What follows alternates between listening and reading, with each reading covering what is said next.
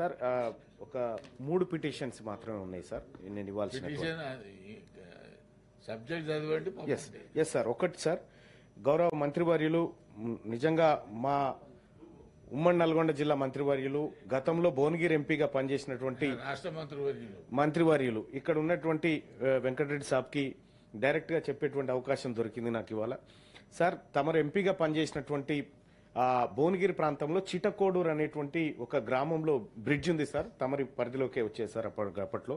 ఆ బ్రిడ్జ్ 4 దశాబ్దాల క్రితం లో లెవెల్ బ్రిడ్జ్ కడితే ఇవాళ వర్షం వస్తే అక్కడి గ్రామాలు అక్కడే, ఇక్కడి గ్రామాలు ఇక్కడే సార్. ఆ ప్రజలు చాలా రోజుల నుంచి ఒక జేఏసీగా ఏర్పడి ఆ సమస్య పరిష్కారం కోసం గతంలో ఎన్నిసార్లు విన్నవించుకున్నా కాలేదు సార్. ఇప్పుడు మా అదృష్టం కొద్దీ మా మంత్రివర్యులు ఆర్ఎండ్బి మినిస్టర్ గా ఉన్నారు కాబట్టి ఆ చిటకోడూరు బ్రిడ్జిని త్వరితగతిన పూర్తి చేయాలని చెప్పి అక్కడి ప్రజలు డిమాండ్ చేస్తా ఉన్నారు సార్.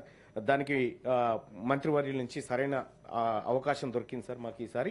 తమరి ద్వారా ఈ పిటిషన్ ప్రభుత్వానికి అందజేస్తా ఉన్నాం సార్.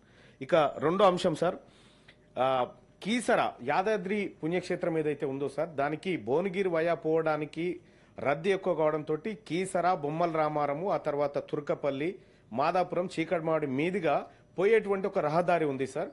సో ఆ రహదారి విస్తరణ కోసం గతంలో కొద్దిగా ఏదో చర్యలు చేపట్టినట్టు అనిపించింది సార్, కానీ అది ఎక్కడికక్కడ ఆగిపోయింది సార్.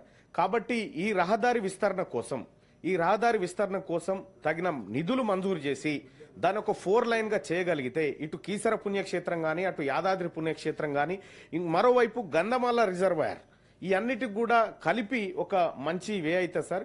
కీసర నుంచి తుర్కపల్లి వరకు ఆ డబుల్ రోడ్ ను శాంక్షన్ చేసి సో దాన్ని విస్తరిస్తే గనక మీరు నిజంగా ఈ ప్రాంతానికి ఒక అన్నం పెట్టిన వాళ్ళు అవుతారు సార్. ధన్యవాదాలు సార్.